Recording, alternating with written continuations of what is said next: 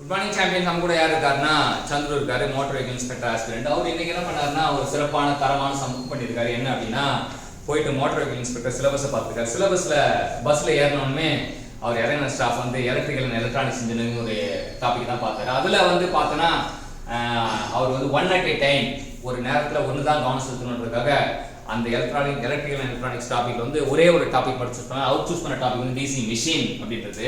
இந்த டிசி மிஷின்ல நமக்காக சில விஷயங்களை தொகுத்து கொண்டு வந்திருக்காரு. நம்ம ஒன்று ஒன்றா கேட்டு தெரிஞ்சுப்போம். ஒன்று ஒன்றா கேட்டு தெரிஞ்சுட்டு நம்மளும் அவங்க கூட சேர்ந்து அறிவாளியாக மாறுவோம். டிசி ஷண்ட் மோட்டர் எதுக்கு யூஸ் பண்றாங்க?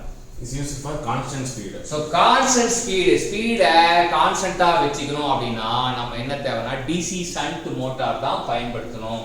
அதாவது இன்ஜினியர்னா யாருன்னா தேர்ந்தெடுப்போம் தான் இன்ஜினியர். அதாவது நான் இன்ஜினியரையா நான் கான்ஸ்டன்ட் ஸ்பீடு யூஸ் பண்ணையா என்ன மோட்டரையா யூஸ் பண்ணணும் அப்படின்னு யாராச்சும் கேட்டாங்கன்னா நீங்க என்ன சொல்லுவீங்க?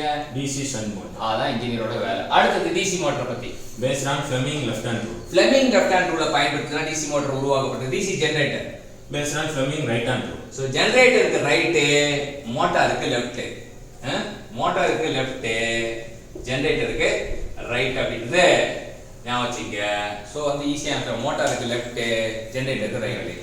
அப்போ இதை பார்த்து எம்எல்ஜிஆர் நமக்கு எல்லாருக்குமே தெரிஞ்சது எம்ஜிஆர் தான் தெரியும். இப்போ புதுசாக எம்எல்ஜிஆர்னு ஒருத்தர் வந்துட்டாரு அப்படின்றது தெரியும். எம்எல்ஜிஆர் மோட்டாருக்கு left, Fleming left hand rule, ஜெனரேட்டருக்கு ரைட் ஹேண்ட் ரூல்ன்றது ஆழமா பதிய வச்சுங்க. எப்பவுமே வந்து ஆழமா பதிய வச்சு திரும்ப யோசிச்சா நம்ம மறக்கவே மறக்காது. அடுத்தது DC series motor used for electric traction. Electric ட்ராக்ஷனுக்கு பயன்படுத்துறது என்ன மோட்டார்? DC series motor. So DC compound மோட்டார்னா என்ன? Series and shunt winding. Series winding வந்து ஷண்ட் வைண்டிங் வந்து அதுல தான் காம்பவுண்ட் மோட்டார்ன்றோம். சிவன் சத்தியம் சேந்தா மாசுரா மாதிரி சீரிஸ் டு ஷண்ட்டும் காம்பவுண்ட் மோட்டார். அப்புறம் armature made up of solid steel. Armature எதால செய்யப்பட்டது அப்படின்னா சாலிட் ஸ்டீலால செய்யப்பட்டது. Commutation made up of copper. Commutator எதால செய்யப்பட்டது? காப்பரால. ஆர்மேச்சர் ஸ்டீலாலையும் ஆர்மேச்சர் சாலிட் ஸ்டீலாலையும் கம்யூட்டேட்டர் காப்பராலையும் செய்யப்பட்டது அப்படின்னு தெரிஞ்சுங்க.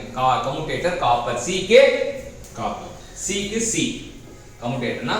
அடுத்தது yokes of DC machine is made. Yoke எதால செய்யப்பட்டதுன்னா கேஸ்ட் எதால செய்யப்பட்டது? மூணு மெட்டீரியல்ஸ் இருக்கு. ஆர்மேச்சர் வந்து சாலிட் ஸ்டீலால செய்யப்பட்டது, கம்யூட்டேட்டர் வந்து காப்பரால செய்யப்பட்டது, யோக் வந்து கேஸ்ட் அயனால செய்யப்பட்டது சொல்லிட்டு மூணு விஷயத்தை நம்ம தெரிஞ்சுக்கணும். அடுத்தது carbon brush in DC generator is used for alternating EMF converted into direct EMF.